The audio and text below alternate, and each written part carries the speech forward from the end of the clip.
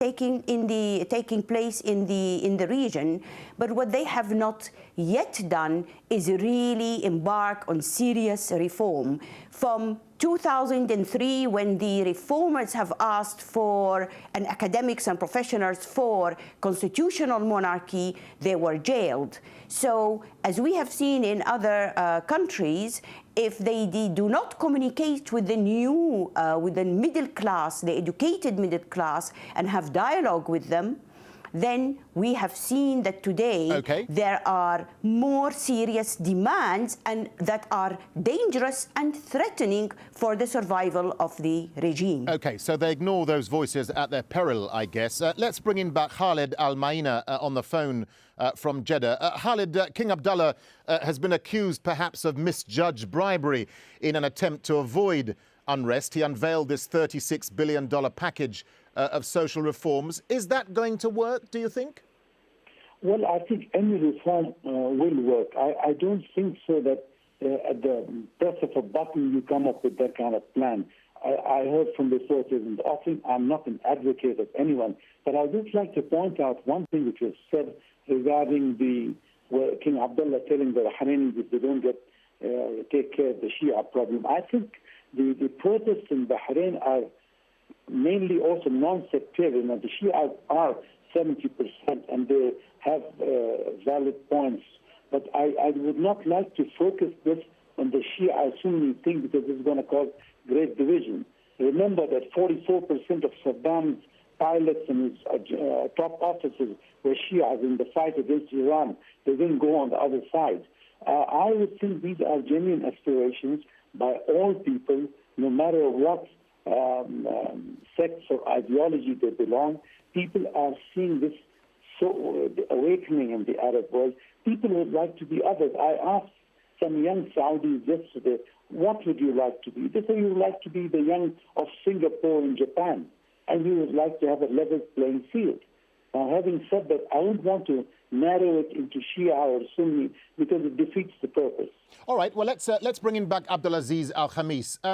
Abdulaziz Al-Khamis, many intellectuals in Saudi Arabia are warning that big financial gestures just won't work and that the king, as you said earlier, must listen to the voices of disenfranchised young people. Is the king going to listen this time round, do you think? Until now, I didn't see any signs of listening to the new demands. We just heard a lot of wishes, our promises, but nothing happened until now.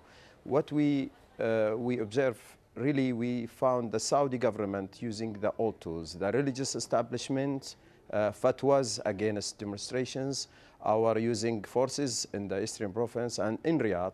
Other area, they try to promise them with the new financial helps, like in Jeddah, and big projects. But the truth is, there is no logic way to face the demands, especially demands of freedom. It's not only money matter. Other things is not only Shia problem, our mainly Shia problem in Saudi Arabia. It's nation problem. It's a problem of reform. It's a problem of bring justice and equitably to people. And the problem is the Saudi government, it's not working or not participate in the same or to face in the right situation the new demands, especially from new generations. There is a lot of unemployment, there is people, and there is a lot of problems in schools and even in the health sector.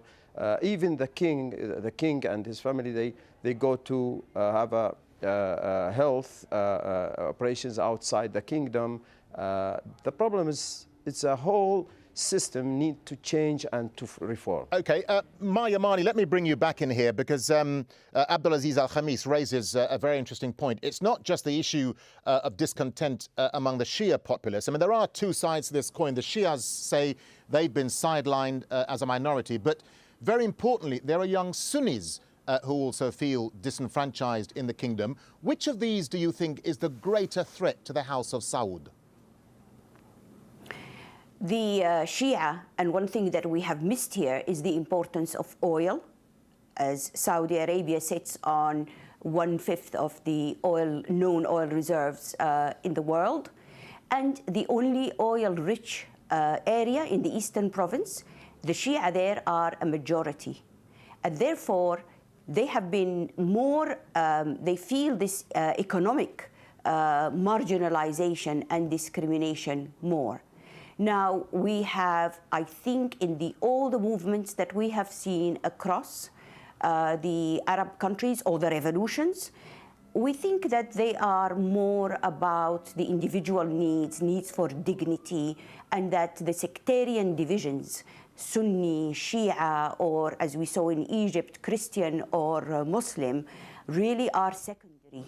So if we are looking at Saudi Arabia today, the most important Arab country today, after the changes in Egypt, of course, you have Saudi Arabia, that is the oil-rich country, and that is also the cradle of Islam.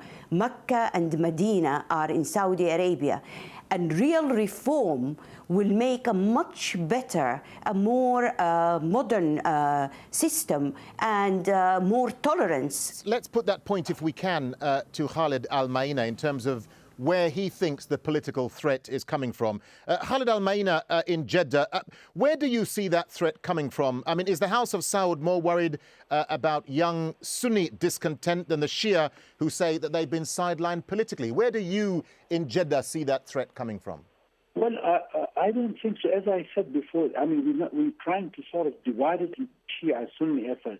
I would think a main threat to Saudi and other countries in the region also is terrorism. We overlook that fact that there are extremists, and these extremists are those who have taken up arms, tried to blow up people. I would rather focus on these people with extreme ideas and try to work on these young people rather than sort of pinpoint whether Shias or Sunnis. I think this cuts across most, and you find out to which sects the extremists belong, and you will find out that we are sort of pointing the finger at the wrong place.